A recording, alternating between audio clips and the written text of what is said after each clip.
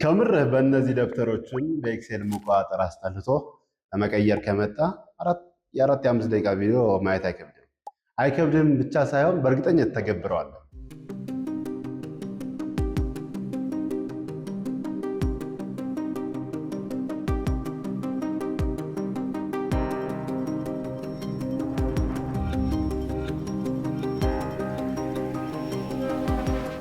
ስላየኸው ብቻ ባይዞ ለውጥ አታመጣም ካልተገበርክ። እሺ ኤኒዌይስ እነዚህ አራት አምስት ደብተሮችን እንዴት አስወግደህ በቀላሉ እንዴት እንደምትቆጣጠረው ላሳይህ ነው።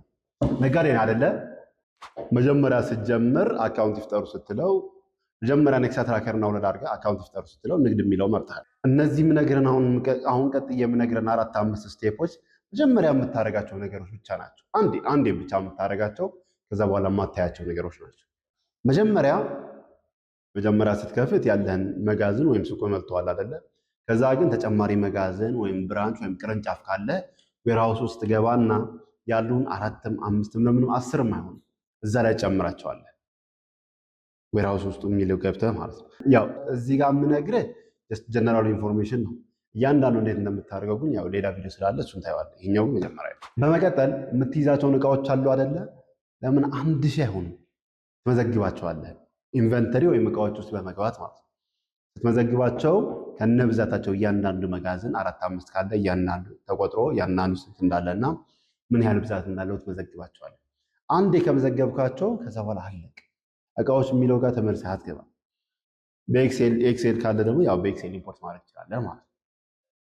ሶስተኛ የምትጠቀማቸው የባንክ አካውንቶች መቆጣጠር አይደል የፈለከው፣ ስራውን እያንዳንዱ ነገር በስርዓት ማስኬድ አይደል የፈለከው። ስለዚህ የምትጠቀማቸው ባንክ አካውንቶችን ምክንያቱም እያንዳንዱ የተሸጠችው ሽያጭ፣ እያንዳንዱ የተገዛችው ግዢ፣ እያንዳንዱ የወጣችውን ወጪ ከየት እንደሆነ መታወቅ ስላለባት ባንክ አካውንቶችን አካውንት ውስጥ የሚለው ገብተህ ትጨምራቸዋለህ።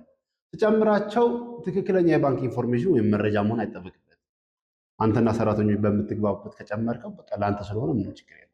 አራተኛ ሰራተኛ ካለ መጀመሪያ ሰራተኛው ከመጨመራችን በፊት ሁሉም ሰራተኛ ሁሉም የድርጅቱን ኢንፎርሜሽን ወይም መረጃ ማየት የለበትም አይደለም። ማየት ያለበትን መገደብ አለብን። ስለዚህ የስራ መደብ ጋር እንሄድና ያንን ሰራተኛ ምን ማየት አለበት፣ ያ ሰራተኛ ከሆኑ ምን ማየት ነው ያለባቸው፣ ማናጀር ከሆነ ምን ማየት ነው ያለበት፣ ግዢ የሚያደርግ ከሆነ ምን ማየት ያለበት የሚለው እዛ ላይ እንገድበዋለን። የስራ መደብ ሰጠናቸው አይደለ? ከዛ በኋላ ሰራተኛ ሄደን ደግሞ እነዛ ሰራተኞችን ስማቸውን፣ ስልክ ቁጥራቸውን፣ ፓስዋርዳቸውን ጽፈን እንመዘግባቸዋለን ማለት ነው። 4-5 ቅርንጫፍ ካላችሁ ደግሞ ያንን ሰራተኛ ምን ያህል የትኛው ቅርንጫፍ እንደሚሰራ ትመዘግቡትና እሱ ላይ ሲገባ ያንን ቅርንጫፍ ብቻ ነው የሚያሳየው ማለት ነው። ከዛ ሰራተኞቹ ኔክሳ ትራከር እንዳውሎድ አድርገው ያው በስልካቸው ሲጠቀሙ እናንተ ላይ ይመጣል ኤቭሪ ዳታ ማለት ነው። አለቀ። እነዚህኞቹ መጀመሪያ የምታደርጓቸው ነገሮች ናቸው። እንዴት እንደምታደርገው ቅድም እንደነገርኩ ሌሎች ቪዲዮዎች ስላሉ እነሱን ታያቸዋለህ። መጀመሪያ ግን በቅደም ተከተል የትኛው ማድረግ እንዳለብን ማየት ስላለብን ከዚህ በፊት እነዚህ ደብተሮች ላይ የምትጥላቸው ደብተሮች ላይ የነበሩ ብድሮች ካሉ ያው እዛ ላይ ትመዘግባቸዋለህ ማለት ነው። የብድር መዝገቦች ላይ ገብተህ ትመዘግባቸዋለህ። ከደብተር የመጡ ብለህ እነዚህ ደብተሮች ይጣላሉ፣ ኤክሴል ይጣላል። ከዛ በኋላ ከእናንተ ሁሌ ስራችሁ ላይ ምንድን ነው የምታደርጉት? ትሸጣላችሁ፣ ትገዛላችሁ፣ ብድር ካለ ትጽፋላችሁ፣ ከመጋዘን ወደ መጋዘን ትራንስፈር ታደርጋላችሁ አይደለ? ሽያጭ ስታደርግ ለምሳሌ በደብተር ሽያጭ ስናደርግ እንዴት ነው? ስሙን እንጽፋለን፣ ማን እንደወሰደው፣ ከዛ የወሰደውን ዕቃ፣ ከዛ በምን እንደከፈለ፣ በብድር ከሆነ ብድር አይደለ? እሱን ለመጻፍ ግን 4-5 ደብተር ነው። የዕቃዎች ጋር፣ ሽያጭ ጋር፣ ብድር ጋር እንዴት ነበር? ግን እዚህ ጋር እንደሱ አይደለም። ሽያጭ ጋር ትመጣላችሁ፣ መጀመሪያ ስሙን ትመርጣላችሁ፣ ከዛ የትኛውን ዕቃ እንደወሰደና ምን ያህል ብዛት እንደወሰደ፣ ከዛ ወደ የትኛው አካውንት እንደገባ 3 ስቴፕ ናቸው። ነው ከ10 እስከ 15 ሰከንድ ቢፈጅባችሁ ብቻ። ከዛ በኋላ እቃዎች ከሄዳችሁ ቼክ ስታደርጉት አቀናንሶታል ራሱ። ባንክ ጋር ስትሄዱት ጨምሮታል። በብድር ከተሸጠን ብድር ጋር ሄዶ የዛን ሰውዬ ላይ ይጨምረዋል ማለት። መጨመሩ ብቻ እኮ አይደለም። ለምሳሌ እቃዎች ጋር ሄዳችሁ ያቺ የተሸጠችው እቃ ስትቀንስ ለማን ተሽጣ ነው የተቀነሰችው፣ መቼ ነው የተቀነሰችው የሚለው እያንዳንዱ ዲቴል ያሳያቸዋል። ስለዚህ እንደዚህ ደብተር ማጋላበጥ ምናምን የሚባል ነገር የለም። ከዛ ላይ በዲቴል ያሳያቸዋል። ባንክ ጋር ስትሄዱም ልክ እንደዛ ያቺ የተጨመረችው ብር ማን ያስገባት፣ ስንት ነው ያስገባት የሚለው ከነስክሪንሻቱ ከጻፋችሁ እዚህ ጋር ከነስክሪንሻት ያሳያቸዋል።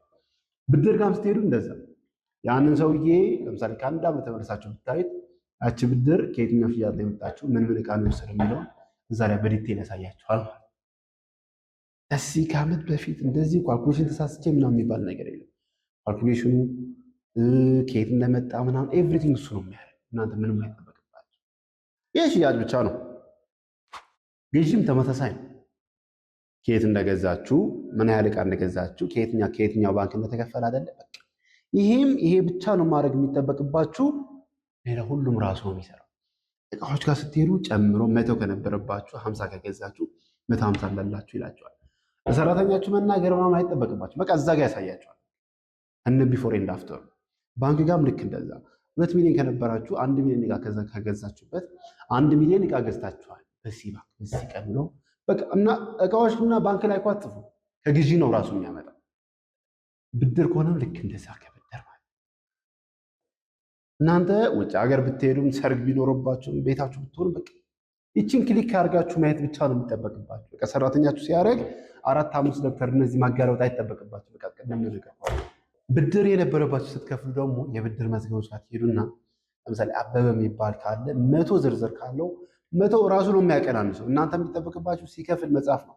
በቃ ወደ የትኛው አካውንት እንዳስገባና ከተበደረ ደግሞ ከየትኛው ሽያጭ ወይም ከየትኛው ባንክ እንደሰጣችሁ መጻፍ ብቻ ነው። እያንዳንዱ ዲቴል አያጠፋም። አበበ ጋር ተመልሳችሁ ሂሳብ ስታደርጉ በዚህ ቀን ማለት አይጠበቅባችሁ። በፒዲኤፍ ለሱ ሼር ማድረግ ብቻ ነው የሚጠበቅባችሁ። እያንዳንዷ ነገር ዲቴል ነች። እያንዳንዷ መረጃ እሱ ጋር አለች። ከነ ቢፎር ኤንድ አፍተሯ ጥንቅቅ ብላ ተጽፋለች። ታገር ቅድም እንደነገርኳችሁ በቃ ከእናንተ መጻፍ የሚጠበቅባችሁ አንድ ነገር ብቻ ነው። ይህ ሁሉ እንዴት እንደምታደርጉት የብድሩ የሽያጩ ያው ሌላ ቪዲዮ አለ። አሁንም ሌላ ቪዲዮ አለ። ጀነራል ኢንፎርሜሽን እንገራችሁ ብዬ ነው። ከዛ ደግሞ ከአንድ ብራንች ወደ ሌላ ብራንች ሲኖርባችሁ ደግሞ የእቃ መስተካከያ ላይ ትገቡና የተሰበረም ካለ ከአንድ መጋዘን ወደ ሌላ መጋዘን ወይም ወደ ሱቅ ትራንስፈር ወይም ያስተላልፋችሁት ካለ እዛ ላይ ትጽፉታላችሁ።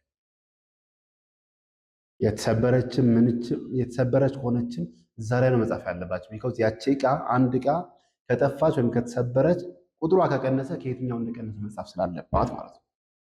ካልሆነ ኤዲት ማድረግ ስለማትችሉ ቢኮዝ ሪስፖንሲቢሊቲ እስከ መጨረሻ ኃላፊ ወስድ ነው የሚያደርጋችሁ ነው። እነሱ ታደርጋላችሁ። ከዛ ወጪ ምናምን ሲኖርባችሁ ደግሞ የሰራተኛ የቤት ኪራይ ምናምን ደግሞ ወጪ ውስጥ ገብታችሁ ትጽፋላችሁ። ወጪ ስትጽፉም ከየትኛው ባንክ እንደሰጣችሁ እዛ ላይ መጻፍ አለባችሁ። ከባንክ ጋር ስለሚቀናነሰው ራሱ ማለት ነው።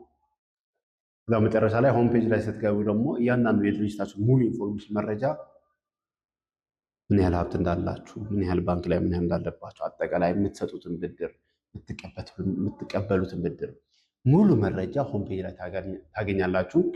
ከዛ ሪፖርት ፔጅ ላይ ገብታችሁ ደግሞ የእያንዳንዱ የሽያጭን የግዢን የምንም እያንዳንዷ ሪፖርት የድርጅታችሁ ሪፖርት ደግሞ የትኛው ዕቃ ነው ቶሎ የሚሸጠው፣ የትኛው ዕቃ ነው ብዙ ብር የያዛችሁ፣ የትኛው ደንበኛ ነው ብዙ ብድር ያለው፣ የትኛው ደንበኛ ነው ቶሎ ብድሩ የሚመልሰው፣ እያንዳንዱ ዲቴል እዛ ላይ ማየት ትችላላችሁ። ይህ ሁሉ የምታደርጉት ማለት ነው ሽያጭና ግዢ በመዝገብ ብቻ። ቤት አታረጉ፣ ደብተር አታምኑ፣ ኤክሴል አትሰሩ ምን ኤኒዌይስ እያንዳንዱ ቪዲዮዎችን ሌላ ቪዲዮዎች አሉ፣ እነሱ መመልከት ትችላላችሁ፣ እንዴት እንደምትሰሩ ምናምን። ተጨማሪ መረጃ ወይም ጥያቄ ካለባችሁ ደግሞ በዚህ ስልክ መጠየቅ ትችላላችሁ።